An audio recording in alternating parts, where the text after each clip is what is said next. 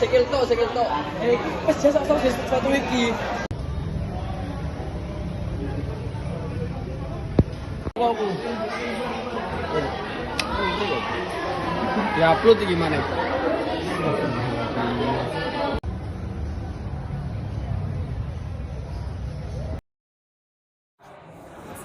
Halo Kak, selamat sore. Perkenalkan namanya dari siapa Kak?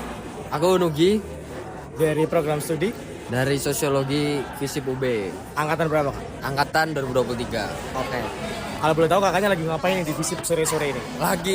Kebetulan lagi nunggu kelas. Oke. Nah Kak, aku mau nanya nih Kak. Kakak tadi di FISIP dari jam berapa Kak? Dari jam berapa ya? Mungkin 15 menit yang lalu. Oke, 15 menit yang lalu.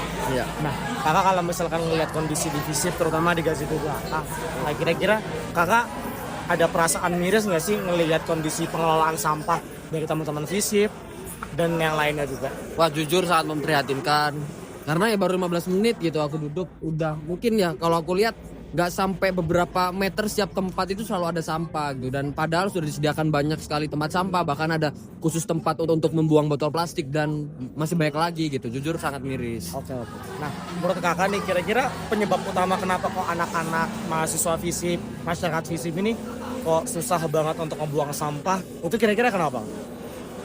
Mungkin ya ini kan karena aku nggak tahu juga, tapi harusnya karena malas gitu ya, karena mereka mungkin nggak ada awareness gitu untuk akhirnya sampah ini harus dibuang gitu. Karena kan sebenarnya ya sampah ini kan penjajahan gaya baru gitu ya Mas, aku yakini gitu. Jadi ya itu sih pasti karena kemalasan dan nggak ada awareness aja gitu. Oke. Padahal sejatinya kalau ngomongin fasilitas udah disediakan ya tempat sampah kayak gitu ya? Ya betul.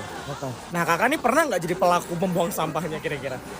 Tanpa saya sadari harusnya sih pernah ya Mas gitu. Bahkan mungkin contoh kecilnya rokok gitu. Tapi Oke. selama beberapa waktu ke belakang ini akhirnya refleks juga gitu kan, melihat kondisi miris ini. Ya berbenah lah Mas pastinya. Oke. Nah sebagai penutup nih kak, untuk memberikan kesadaran untuk mahasiswa ataupun siapapun itu yang masih membuang sampah sembarangan, kami membawa kampanye yang bernama Sampahmu Tanggung Jawabmu. Kalau bisa kakak berikan closing statement satu kalimat untuk para pembuang sampah sembarangan di luar sana. Mungkin kalau closing statement nggak usah, tapi teman-teman lihat aja gitu di story orang-orang ataupun di media sosial gitu, seberapa gila gitu dampak sampah gitu. Jadi ya coba teman-teman sadar aja gitu. Oke, siap. Terima kasih Mas Nugi. Siap, terima kasih. Mari. Kita bisa lihat sampah di FISIP masih berserakan.